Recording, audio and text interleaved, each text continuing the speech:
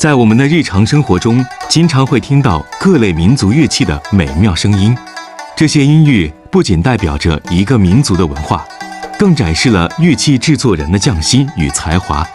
民族乐器制作人就像是一个音乐世界中的工匠，通过自己的努力与创作，将原始的木材、皮革、金属等材料变成了让人心神向往的乐器。买买提阿布都古力是新疆吐鲁番市葡萄镇木纳尔村居民，27岁起学习制作与维修传统民族乐器，至今已有40余年。虽不是专业音乐人，但对演奏和制作乐器却情有独钟。进入他的工作室，迎面就能看见一排乐器，满满当当的放着木块、刨、锯、凿等物件。这就是非物质文化手工制琴技艺的传承人买买提阿布都古力平时制作乐器的工作间。手工琴工艺考究，钻孔要谨小慎微，符合音律；打磨雕刻要精细且具有艺术气息；安装要遵循结构，符合乐理；调音更是要琴心统一，韵律自然。每一道工艺都考验着手艺人的水平与经验。民族乐器结构看似简单，但制作工艺十分复杂。一把琴由琴杆、琴头、底托以及琴弓、琴弦等部件组成，每制作一件乐器都需要耐心、细致、全神贯注。无论哪个环节，买买提阿布都古力都精益求精，力争把每一个乐器都做成艺术品。Müzikler anılgaya berip oturup kichik vaktım dulça. Kızık.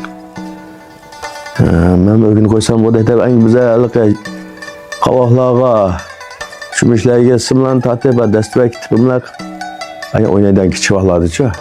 Marşal yüştatip ağolcular bir ustam neki küçük kaldı. O adam şu çalgasa bir yasaydı adam kendi oynak bunlarını.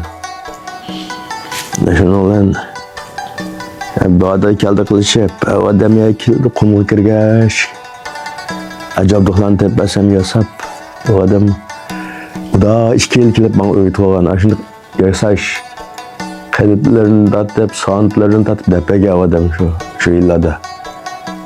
Şimdi olan o yadımda kılıp, ya kaliplen bazı o adam kıpayken ölçemlen bağ yadımda mesela. Duktarının uzunluğu neşlek oldu, tamburunun kaçlık oldu, satanın kaçlık oldu. İşte epey için şunluk pakayda kılıp lanki bir rımaçım kaldı lanki. Zıcıl dur taşvatmay ki adammış kemikçen. Şu burun yaş vaktindeki işler sebepçi olan şir köteyne, şunların kolap çıkarıp desti ve kitap uğraştırış kaşı o gün. O vakit kita dena amne aşağı bir tambur çalışık. Şu anne koliner ve şeyine taşıvat maslı için yaşlarımız övünüp milletimizin en koliner ve şeyine devamlı işini ümit kılıvermeli.